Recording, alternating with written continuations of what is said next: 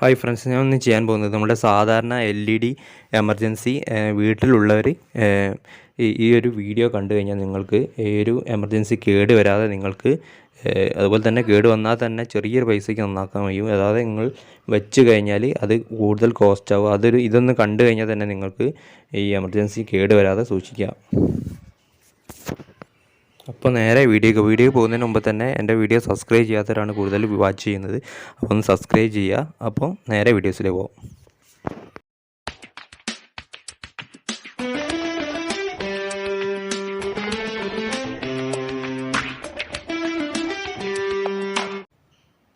സാധാരണ നമ്മുടെ എമർജൻസിയുടെ ഈ ഒരു ഒന്നെങ്കിൽ ചാർജറോ അല്ലെങ്കിൽ അതിൻ്റെ ചാർജിങ്ങിൻ്റെ ഉള്ളിലെ ബോർഡോ ആണ് സാധാരണ കൂടുതലായി പോകൽ.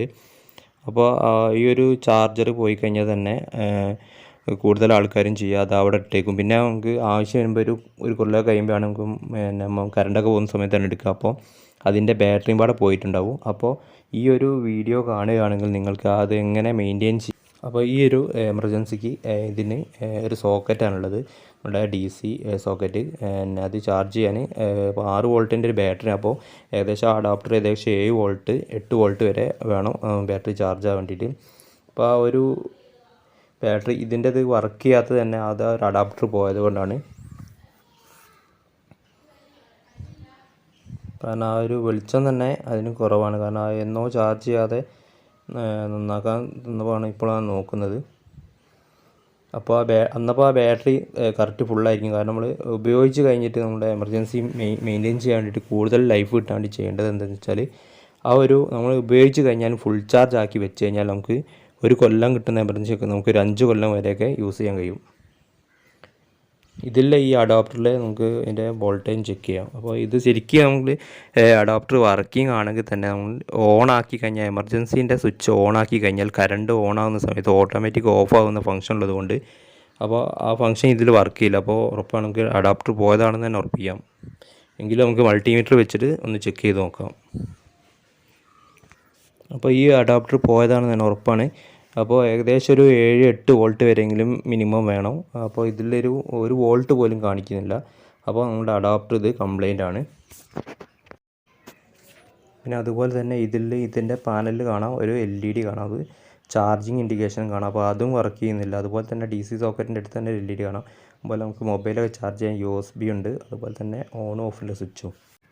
അതുപോലെ തന്നെ ഇതിൽ ഒരു ഓപ്ഷൻ ബാർ ഉണ്ട്. ഇത് അറിയാത്തവരുണ്ട്. ഇതിലൊരു ഏരോ മാർക്ക് കാണിക്കുന്നത് കാണാം.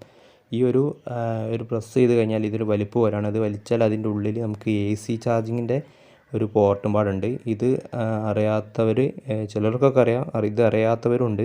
അപ്പോൾ ആ DC ചാർജ് മാത്രമേ ഉള്ളൂ എന്ന് കരുതിയിട്ട് അവിടെ ഇട്ട് ഈ ഒരു ചാർജിങ് പോയിൻ്റ് അന്നപ്പോൾ തന്നെ ഉപയോഗിക്കുകയാണെങ്കിൽ ഈ ഒരു എമർജൻസിക്ക് കംപ്ലൈൻ്റ് ഇല്ലാതെ ആ ബാറ്ററി നല്ലോണം നിൽക്കുമായിരുന്നു. ഇപ്പോൾ ബാറ്ററിയും കൂടെ പോയിട്ടുണ്ട്.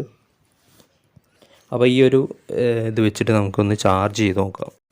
ഇതിൻ്റെ പ്ലഗ് ഒരു ഇൻ്റർനാഷണൽ ആണ്. അപ്പോൾ ഇൻ്റർനാഷണൽ സോക്കറ്റോട് ചെയ്ത് കഴിഞ്ഞാൽ നമുക്ക് ഇത് വർക്ക് ചെയ്യിപ്പിക്കാം. അപ്പോൾ ഇതിൽ ഗ്രീൻ LED കത്തുകയാണ്. അപ്പോൾ അത് ഫുൾ ചാർജ് എന്നാണ് കാണിക്കുന്നത്. കാരണം നമ്മുടെ ബാറ്ററി വീക്ക് ആയതുകൊണ്ടാണ്. അത് ചാർജ് ഇല്ലാത്തൊരു ബാറ്ററി ആണെങ്കിൽ തന്നെ റെഡാണ് ആദ്യം കത്തേണ്ടത്. അപ്പോൾ നമ്മുടെ LEDക്ക് പവറും കാണിക്കുന്നില്ല. അപ്പോൾ അതിൻ്റെ കംപ്ലൈൻറ്റ് എന്താണെന്ന് നോക്കാം. ഇതിൻ്റെ കംപ്ലൈൻറ്റ് അറിയാൻ വേണ്ടിയിട്ട് നമുക്ക് ഇതിൻ്റെ കേസൊക്കെ ഒന്ന് ഊരിയെടുക്കുന്നത്. സ്റ്റാർ സ്ക്രൂ ആണുള്ളത്. അപ്പോൾ അതുപോലെ തന്നെ ഇതിൻ്റെ മുകളിൽ വാറണ്ടി സീലൊക്കെ ഉണ്ടാവും. അത് ഗ്യാരണ്ടി കഴിഞ്ഞാണെങ്കിൽ മാത്രം തുറന്നാൽ മതി.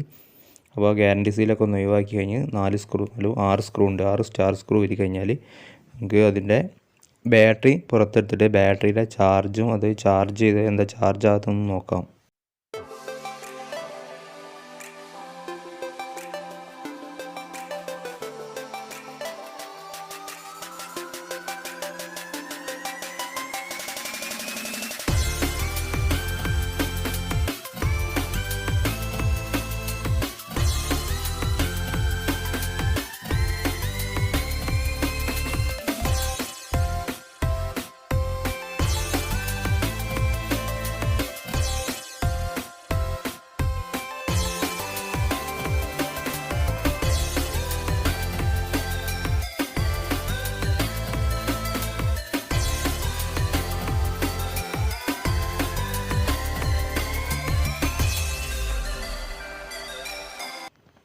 ഇതിൻ്റെ ബാറ്ററി നമ്മൾ പുറത്തെടുത്തിട്ടുണ്ട്. അപ്പം ബാറ്ററിയുടെ ചാർജ് ഒന്ന് മൾട്ടിമീറ്റർ വെച്ചിട്ടൊന്ന് ടെസ്റ്റ് ചെയ്ത് നോക്കാം.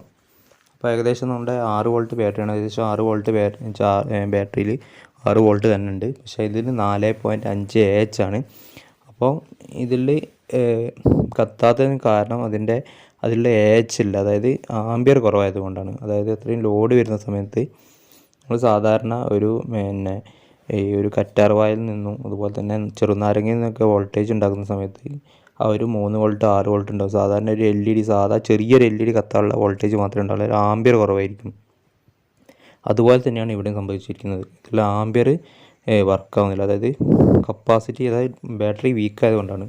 വോൾട്ടേജ് ഉണ്ട്, പക്ഷേ അതിൻ്റെ ആംബിയറിൻ്റെ കപ്പാസിറ്റി കുറവായതുകൊണ്ടാണ്. നമുക്ക് ടെസ്റ്റ് ചെയ്ത് നോക്കാം. നമ്മുടെ ഈ ബാറ്ററി സാധാരണ അതേ കണക്ടറിൽ തന്നെ കൊടുത്തു കഴിഞ്ഞിട്ട് അതിൻ്റെ കണക്ടറിൽ മൾട്ടിമീറ്ററിൻ്റെ പ്ലസ്സും അതേപോലെ തന്നെ നെഗറ്റീവും അതേപോലെ തന്നെ കൊടുക്കുക. അപ്പോൾ നമ്മൾ സ്വിച്ച്, അതായത് LED സ്വിച്ച് ഓൺ ആക്കുന്ന സമയത്ത് അത് കത്തുന്ന സമയത്ത്, ലോഡ് വരുന്ന സമയത്ത് വോൾട്ടേജ് 3 വോൾട്ട് ആവുന്നുണ്ട്.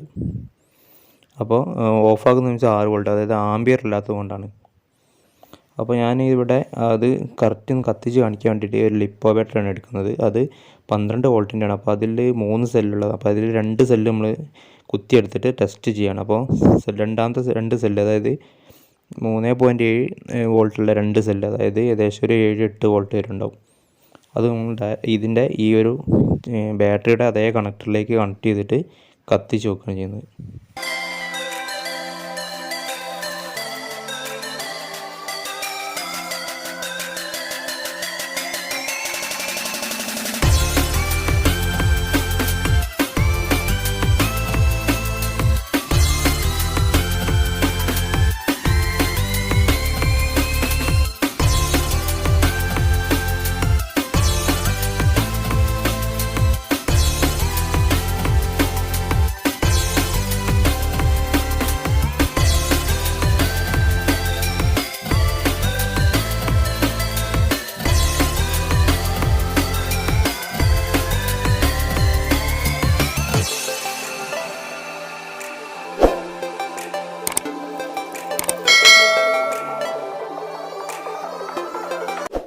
നല്ല ബ്രൈറ്റോട് കൂടിയാണ് എമർജൻസി ഇപ്പോൾ കത്തുന്നത്. അപ്പോൾ ഞാൻ ഈ വീഡിയോ ഇവിടെ വൈൻഡപ്പ് ചെയ്യുകയാണ്. നിങ്ങൾക്ക് വീഡിയോ ഇഷ്ടപ്പെട്ടാൽ ലൈക്ക് ചെയ്യുക. അതുപോലെ തന്നെ വീഡിയോ കാണുന്ന ആരെങ്കിലും സബ്സ്ക്രൈബ് ചെയ്യാത്തിട്ടുണ്ടെങ്കിൽ ഒന്ന് സബ്സ്ക്രൈബ് ചെയ്യുക. അപ്പോൾ നല്ലൊരു വീഡിയോ ആയിട്ട് കാണാം. Okay, bye, see U.